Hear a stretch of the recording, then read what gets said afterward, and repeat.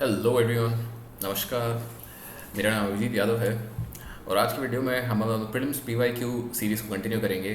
इस बार हम प्रीलिम्स 2019 का पेपर उठाएंगे और देखेंगे कि भाई मतलब किस तरीके के पैटर्न्स थे। एंड पिछले 2 साल के प्रीलिम्स के पेपर से आपको एक बहुत ही अच्छा अंदाज़ा लगता है कि भाई किस तरीके के सवाल आ रहे हैं। एंड विल सी कि क्या 2020 में भाई पैटर्न्स रिपीट हुए थे या सेम चीज़ों के बारे में बात हुई थी या नहीं हुई थी। And on this basis obviously you can streamline your preparation and आपको कुछ टिप्स एंड ट्रिक्स भी यहाँ पे सॉल्व करने की कैसे यूज़ करना है उनके बारे में भी हम बात करेंगे। सो बिफोर वी बिगिन, ये मेरे बारे में कुछ बेसिक जानकारी है। जो लोग मुझसे पहली बार मिल रहे हैं ऐसे देख सकते हैं। एंड अगर आप चाहते हैं मैं किसी टॉपिक पर वीडियो बनाऊँ जो मैंने अब तक नहीं बनाई है तो आप मुझे ट्विटर, इंस्टाग्राम या नीचे कमेंट्स में बता सकते हैं। And let's begin. तो this is from the paper जो यूपीएससी की वेबसाइट पर अपलोडेड है। तो ये set I think let me just check कौन सा सेट है ये। So this is set A, UPSC CSP 2019 set A. तो इन सवालों को देखते हैं। पहला क्वेश्चन है रेफरेंस टू बुकल India, difference between zamindar and jagirdar. तो ये दो टर्म्स हैं, जागीरदार एंड ज़मींदार, जो आपने अगर हिस्ट्री पढ़ी है तो आप कई बार फेस करे होंगे। सॉरी। सो क्वेश्चन इज कि डिफरेंसेस बताने हैं आपको and you have to select the correct answer, right. तो jagirdar, we will need a different colour I believe because this seems okay, yeah. तो जागीरदार were holders of land assignments in lieu of judicial and police duties, whereas zamindars were holders of revenue rights without obligation to perform. तो जागीरदार वाला part यहाँ पे सही लग रहा है, but ज़मींदार वाला जो पार्ट है, holders of revenue rights without, they were not holders of revenue rights, they owned the land, right? But मतलब वही, लेट्स से अगर ये फर्स्ट स्टेटमेंट हमें कंफ्यूजिंग लगती है तो लेट्स से दूसरा स्टेटमेंट में क्या है, land assignments to jagirdar was hereditary and revenue rights to zamindar were not hereditary. तो ये ऑपोजिट है कि जागीरदार्स को नॉट हेरिडिटरी होता था, ज़मींदार्स को हेरिडिटरी होता था। जागीरदार क्या होता था कि भाई आपका एक मिलिट्री लीडर है जिनको जागीर दे दी गई है कि भाई आप ये संभालिए एंड इसमें से इतना खर्चा निकालिए कि भाई इतने 10,000 सवार या ये सब करके वो उनकी फिर उस हिसाब से रैंक होती थी। तो you to select the correct answers. We know 2 is not correct, so ये वाली चीज़ हो गई। ए या डी में से ऑप्शन बचता है एंड जहाँ पे हमेशा लाइक आई सेड 50% आप चांस है कि आपने 2 ऑप्शन एलिमिनेट कर दिया, take a chance. Correct answer वो हियर इज डी, क्योंकि यहाँ पे भी ये थोड़े कंफ्यूजिंग स्टेटमेंट है। Zamindars had ownership rights of land, but again ये फर्स्ट ऑप्शन शायद थोड़ा कंफ्यूजिंग लग रहा है मुझे भी। So coming to the next question, with reference to land reforms in India, which of the following statement is correct? तो ऐसे क्वेश्चंस में always read all options। कभी कभार क्या होता है कि हम बहुत जल्दबाजी में होते हैं, हमें फर्स्ट ऑप्शन सेकंड ऑप्शन लगता है कि नहीं ये सही है और बस डन लेट्स गो। बट ऐसे क्वेश्चंस पे क्या होता है कि सारे ऑप्शन जो हैं काफ़ी हद तक कुछ हद तक सही होते हैं, तो it can get a little confusing. So let's look at क्या ऑप्शन है। Ceiling laws were aimed at family holdings not at individual holdings. तो this we know is not correct. They were aimed at, इससे बड़ी holding है, चाहे individual है चाहे family है, कुछ भी है, एक लिमिट से बड़ी है तो सीलिंग लगेगी उस पर। Major aim of land reforms was providing agriculture land to all the landers. This seems correct. It resulted in cultivation of cash crops as a predominant form of cultivation. Not necessarily, this was more green revolution than anything else. Land reforms permitted no exemption to the ceiling limits. ये भी गलत लग रहा है। तो ये मतलब simple थोड़ा स्ट्रेट फॉरवर्ड क्वेश्चन हो गया, क्योंकि हमेशा हर जगह कुछ भी हो जाए आप हमेशा देखिएगा there will always be some exceptions. तो ये एक एक्सट्रीम स्टेटमेंट है, तो इसको हमने इस तरीके से एलिमिनेट किया। नो एक्सेप्शंस नहीं होगा, सो यहाँ पे correct answer would be B. Global competitiveness report, simple and straight forward. This is I think World Economic forum.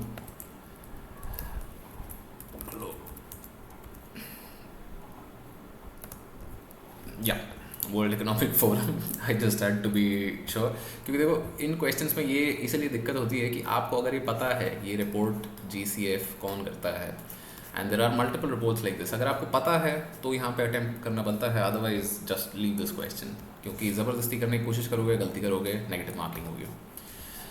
So history का question, charter act of 1813 ended the trade monopoly of east India company in India except for trade in China trade in T and trade with China. So this is absolutely correct. आपने history पढ़ी है तो ये चीज़ आपको पता होगी. It asserted the sovereignty of the British Crown over the Indian territories held by the company. That is also correct. The revenues of India were now controlled. This is not correct. The revenue were not controlled by the British Parliament till 1858, which was the act proclaimed after the revolt of 1857. तो अगर 3 गलत होता है तो हमारे पास एक ही option बचता है A. With reference to Swadeshi movement, consider the following statements. तो स्वदेशी मूवमेंट 1905 के बंगाल पार्टीशन के बाद जो मूवमेंट लॉन्च हुई थी, it contribute to the revival of indigenous. तो स्वदेशी है तो हाँ जी ये चीज़ तो होनी ही चाहिए. National council of education was established as part of the swadeshi movement. So ये भी आपको, अगर उस पॉइंट पे जो सूरत स्प्लिट एंड ये सारी चीज़ें हो रही थी तो उनमें दिस नेशनल एजुकेशन ये कहीं ना कहीं मेंशन हो रहा है. So this is something that you should know. So correct answer over here is C. सो ये वाले क्वेश्चंस होते हैं, I have always found this questions to be tough, क्योंकि मतलब ये बहुत ही ज़्यादा फैक्ट बेस्ड सवाल है. ऑल्दो ये वाला क्वेश्चन थोड़ा आसान लग रहा है रिलेटिवली, बिकॉज अगर देखा जाए तो ऑल इंडिया किसान सभा, आई न्यू कि Swami Sahajanand Saraswati and self respect movement very clear, E V Ramaswamy Naicker also known as Periyar, right. तो अगर 2 and 3 सही है तो we have only these left and chance लेना इधर बनता है, रिस्क यहाँ लेना बनता है. Correct answer is also over here D. All 3 of them are correct. तो अगर आपको कोई भी एक नहीं भी पता, आप 2 ऑप्शन एलिमिनेट कर पाते हो, so definitely take a chance. Which is the following is not a Harappan site. तो अगेन फॉर इंस्टेंस अगर देखा जाए तो Chanhudaro, Kot Diji, these are very well known Harappan sites. Options यही दोनों बचते हैं. Correct answer is C, but यहाँ पे आई वुड से कि रिस्क लेना बनता है. क्यों? क्योंकि आपने 2 ऑप्शन एलिमिनेट कर दी हैं, तो एक ऑप्शन उनमें से कोई भी आपको मार्क करना बनता है. In the following relief sculpture inscription is Ranyo Ashoka. So this was also one of those questions जिनका भी मतलब अगर न्यूज़ में आया है, आपने देखा है तो मतलब well and good, but otherwise this seems like a very tough and fact based question. Correct answer over here is A. Personally I would have left this कि भाई ठीक है छोड़ दो. So like I've always said, 2020 के भी paper में हमने देखा कि 2 से 3 सवाल थे बुद्धिज्म से रिलेटेड. So 2019 में also there's a question related to Buddhism. So Buddhism again is always very important. So Mahayana Buddhism के बारे में हमें बात करनी है. तो डाइफिकेशन ऑफ द बुद्धा, जी बिल्कुल. डाइफिकेशन का क्या मतलब होता है यहाँ पे कि भाई बुद्धा को भगवान बना दिया था. उससे पहले बुद्धा जो थे वो एक इंसान थे जिन्होंने निर्वाण प्राप्त कर लिया था, बट अब बुद्धा भगवान बन गए थे. Big tongue twisters there. So deification of the Buddha happened in Mahayana. Yes, treading the path of the Bodhisattva. तो बोधिसत्व से जो कॉन्सेप्ट था वो ही महायानाज में आया था. Image worship and rituals. तो आपने जैसे अगर आर्ट एंड कल्चर अगर पढ़ा है, फाइन आर्ट्स की एनसीईआरटी करी है, तो उसमें पद्मपानी एंड वज्रपानी वाली फ़ोटोज़ आपने देखी होंगी. एंड उसके अलावा जो अजंता एलोरा केव्स में बुद्धिस्ट इमेजेस हैं, so all of these are from that time. So correct answer over here is D. This is a very simple straight forward question अगर आपको महायाना बुद्धिज्म के बारे में पता है तो. Which is also one of the reason why ऐसे कि बुद्धिज्म के बारे में जो भी जान सकते हो करके जाओ, पढ़ के जाओ. So, with reference to forced labor in India during the Gupta period, which of the following statements is correct? तो देखें, it was considered a source of income for the state, a sort of tax paid by the people. Okay, could be possibly. तो ये आप देखोगे कि medieval ancient इस area का सवाल है. एंड इनमें जैसे कि हमने 2020 वाले पेपर में भी देखा था कि टर्म्स पे बात हो रही है सारी, कि भाई वहाँ पे कुल व्याप, द्रोण व्याप था, या फिर वहाँ पे बनियान में राशीदार था, यहाँ पे विष्टि की बात हो रही है. सो इन टर्म्स का आपको अगर ग्लॉसरी मिलता है which is available in plastic to partition, उसके शुरू में 5-6 पेजेस हैं जो मतलब ये ग्लॉसरी देते हैं, तो you can do that. So definitely recommended. So Vishti period का देखें तो first statement seems okay. It was totally absent in the Madhya Pradesh and Kathiawar regions of the Gupta empire. तो ये doesn't seem like logical, but could be, क्योंकि अगर empire है तो भाई अगर कोई आपका सिस्टम है तो सारे कहीं वैलिड होगा या तो नहीं होगा, but could be. So if personally I had to attempt this, I would have left this question, क्योंकि मुझे नहीं पता विष्टि क्या होता है. The forced labourers was entitled to weekly wages. जो बिल्कुल ही नहीं, ये तो मतलब doesn't seem like logical at all. तो elder son of the labourer was sent as a forced labourer, possible, could be. Correct answer over here is a. तो this is again a question that I would have left. क्यों? क्योंकि मुझे विष्टि के बारे में नहीं पता है। अगर नहीं पता है एंड सारी स्टेटमेंट्स भी ऐसी हैं यहाँ पे which could be, could not be, so doesn't make sense to risk. यहाँ रिस्क लेना not a good idea. So again Kalyan Mandap, आपने आर्ट एंड कल्चर करा है तो उसमें आपने देखा होगा कि भाई विजयनगर में ये कल्याण मंडप मेंशन होते हैं। तो या this was a simple and straight forward question. Finance के एनसीईआरटी में शायद दे दिया है, आई am not sure if it's given in that particular NCERT, but this is known. So again ancient medieval में हम देख रहे हैं कि अमील, इक्ता, मीर बख्शी। तो यार ये जो टर्म्स वाली चीज़ें हैं, these terms from ancient and medieval, you should definitely go through a glossary of these, क्योंकि हर साल एक दो सवाल इस पे बनते हैं एंड ये 2 पेज 4 पेज की ग्लॉसरी होगी जिससे आपके 2 सवाल बन जाएंगे, विच विल बी ग्रेट। सो इस क्वेश्चन का अगर देखा जाए तो सॉरी अबाउट दैट, या so the correct answer over here is a. मैं अगर पेपर में होता तो मैं ये क्वेश्चन शायद छोड़ के आता, क्योंकि मतलब बहुत ही ज़्यादा डिटेल्ड इन्फॉर्मेशन यहाँ मांगी है कि भाई मीर बख्शी क्या खिलजी के रेंज में आया था या किसी और के रेंज में आया था। So I am not really sure about statement number 3। And iqta system of Delhi sultan was an ancient, okay 2 I can say 2 definitely गलत है। इक्तादारी सिस्टम जो था, सो अगेन ये दूर से देखा ये सवाल तो ऐसा लगा कि भाई क्या हो रहा है, क्यों कर रहे हो, छोड़ दो। बट अगर ध्यान दिया तो 2 स्टेटमेंट एलिमिनेट हो गया। 2 स्टेटमेंट हो गया तो 1 और 3 ओनली है। तो ऑफ 1 इनमें से I would definitely say worth the risk. So like you said, like I said little while ago, कि जहाँ पे भी 50% एलिमिनेट कर पाते हो, नहीं भी आता तो भी मार्क कर दो। क्यों? क्योंकि 50% वाले चांस के जो क्वेश्चन है ना, उनमें 50% अगर सही होंगे, 50% गलत भी होंगे, don't worry about that, but वो 50% जो सही होंगे वो ऐसे क्वेश्चन होंगे जिनके बारे में आपको इन्फॉर्मेशन नहीं थी, but this is the place where you take risks. So again ancient and medieval का एक भारी सवाल, एंड इसमें अगर देखा जाए तो आपको पता होनी चाहिए कि भाई इसे संत निम्बर्क कब के मतलब कब जिए थे, and similarly Sant Kabir and Sheikh Ahmad Sirhindi. तो इसमें correct answer is D, because apparently Ahmad Sirhindi lived after Kabir, तो Kabir cannot be influenced by him, and Saint Nimbarka lived before Akbar, so both are wrong. मतलब ऐसे क्वेश्चंस हैं जो भाई जो टाइमलाइन, ये बहुत ही स्पेसिफिक टाइमलाइन है। These are questions that you can definitely मतलब देख के छोड़ सकते हो आप। अगर आपको नहीं पता है ये चीज़ें, just leave them, no need to engage with them. With reference to the British Council rule in India, consider the following statements. Gandhi was instrumental in the abolition of the system of indentured labor. तो गांधी जी ने काफ़ी काम किया था इस चीज़ पे, and seems correct. Second देखें तो in Lord Chelmsford war conference, Mahatma Gandhi did not support the resolution on the recruiting Indians for world war. तो ये आई थिंक हर बार ऐसा था कि Gandhi ji was always in support of British goals, कि मतलब ऐसा नहीं है कि बिकॉज गांधी जी फेल्ट कि भी जो ब्रिटिश वॉर कर रहे हैं जिस कारणों से कर रहे हैं, those were legitimate.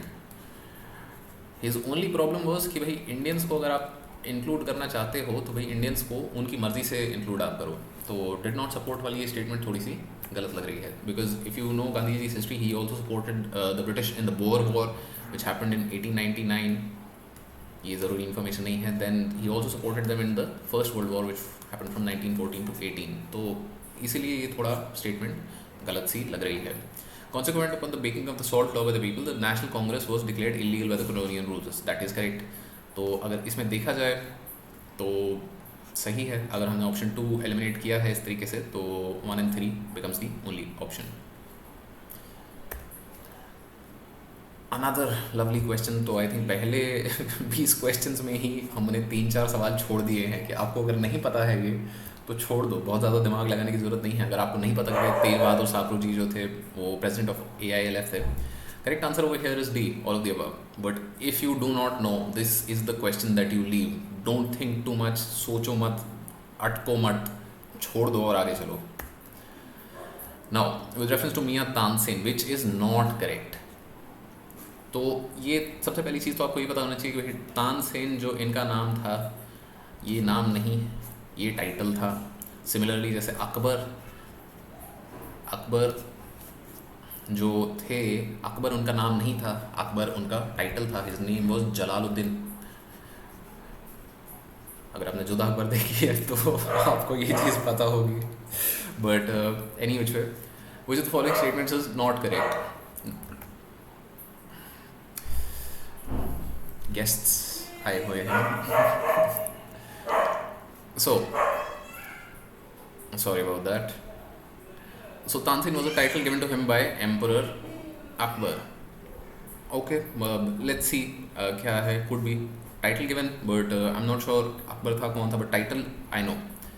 So Tansin composed Dhrupads on Hindu gods and goddesses. Correct, he did, because Tansen इसी चीज़ के लिए फेमस थे कि भाई उन्होंने बहुत सारे अपने राग इन्वेंट किए थे, जो कि अगला ऑप्शन है. Then he compose songs for on his patrons. क्योंकि अगर आप कोर्ट म्यूजिशियन हो तो this is one of the things जो आप करते हो कि भाई आपको जो राजा के कोर्टियर हैं, मिनिस्टर हैं, वो आके बोलेंगे कि भाई जी हमारे पे गाना बनाओ, तो आप बनाओगे. तो दोज आर थिंग्स. तो ये 3 स्टेटमेंट सही लग रही हैं. एंड ये वाले part I know that this is a title given, not sure if by Akbar, but title given है. तो नॉट करेक्ट के लिए this is the only statement that's left, क्योंकि ये 3 statements are definitely correct. So if we have to mark the incorrect, so this is how you go about it. So this is a very simple and straightforward question from fine arts. Yeah, actually I think class 12th की जो NCERTs हैं, themes in Indian history, तो अगर आपने वो NCERTs करी हैं तो उनमें ये डायरेक्ट दिया हुआ है कि दिस इज़ जहांगीर. तो Jahangir was the Mughal emperor who shifted emphasis from manuscripts to album and individual portraits. Now, so this is a fun question because it says which of the following national parks lies completely in the temperate alpine zone. Completely. तो मानस आपको पता है कि it lies, मतलब hills पे लाई करता है, गारो hills पे, बट completely alpine zone में शायद नहीं आता हो. Similarly, नामदफा अगर आप जानते हो, so this lies in Arunachal Pradesh, but again completely. So for me, I think B and D would have been the 2 logical options over here. A को मैं नहीं बोलूँगा because Garo hills are relatively smaller hills. तो smaller hills पे आप ये बोल दो कि भाई सारा alpine टेम्परेट जोन मिलेगा, ज़रूरी नहीं है. But Namdapha lies in Arunachal Pradesh, and Arunachal Pradesh has like a section of the Himalayas. Valley of flowers national park lies in Uttarakhand, UK. So Uttarakhand, sorry dot नहीं आएगा. So between B and D over here the correct option is B. Valley of flowers national park completely lies in the alpine zone. मतलब ये valley of flowers अगर उत्तराखंड का अगर आप इस तरीके से देखो तो वैली ऑफ फ्लावर्स इज़ बिल्कुल एट द नॉर्दर्न एंड. अगर ये चाइना है एंड यहाँ पे आपका हिमाचल हो गया एंड इधर नेपाल हो गया, तो this is where valley of flowers national park lies. ये अगर आपने ज्योग्राफी में एटलस खोल के देखी है तो ये वाली चीज़ आपको पता होगी. तो Atal innovation mission again very very very much in news. NITI Aayog का सेटअप है ये. Very simple and straight forward question and basic question from geography on 21st of June. So 21st of June को क्या होता है? Peak summer, but in northern hemisphere. तो ये जो peak summer in northern hemisphere है, इसको अब हमें ऑप्शन से कंपेयर करना है. Does not set below the horizon at the Arctic circle. Sorry about that. Okay. So does not set below the horizon at the Antarctic Circle. Shines vertically overhead at noon on the equator. तो ये equator पे नहीं होता, इस point पे ये होता है tropic of cancer. So 21st June summer solstice, tropic of cancer के ऊपर sun shines vertically. So this is completely wrong. So capricorn भी डायरेक्टली इसी तरीके से गलत हो गया. सो इन दो ऑप्शंस में से हमें यहाँ पे सही ऑप्शन मार्क करना है, राइट। सो आर्कटिक सर्कल का अगर आपको कॉन्सेप्ट पता है तो arctic circle passes through 66.5 degrees north, and ये आर्कटिक सर्कल का फंडा ही ये होता है कि भाई when the sun is summer solstice है अगर नॉर्दर्न हेमिस्फेयर में, तो there will be perpetual daylight in the Arctic.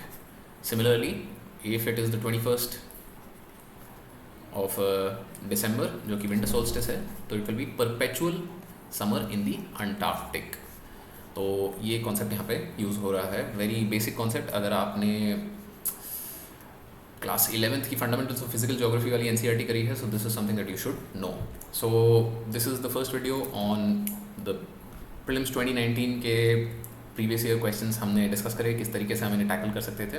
I be making 4 more videos on this, जहाँ पे हम सारे प्रीलिम्स 2019 क्वेश्चंस को डिस्कस कर पाएँ, ताकि हमें एक बहुत ही बेसिक सा आइडिया लग जाए कि भाई क्या चीज़ें रिपीट हो रही थी। So for instance we saw कि भाई Buddhism is a very very repeated topic. Then जो टर्म्स एंड टर्मिनोलॉजीज़ थे, फॉर इंस्टेंस यहाँ पे विष्ठि की बात हुई थी, एंड और 2-4 टर्म्स थे, इक्तादारी, अमील, इन सब के बारे में बात हुई थी। तो एंशिएंट एंड मिडीवल से इन सब चीज़ों पे यूपीएससी काफ़ी फोकस कर रहा है। एंड फाइनली कुछ सवाल ऐसे जो बिल्कुल ही छोड़ देने वाले थे, यहाँ पे काफ़ी सारे आए, and will be taking up most of questions. अगर आपको कोई डाउट है, if you think I miss something, please let me know in the comments below, and please like, share, subscribe, and thank you for watching.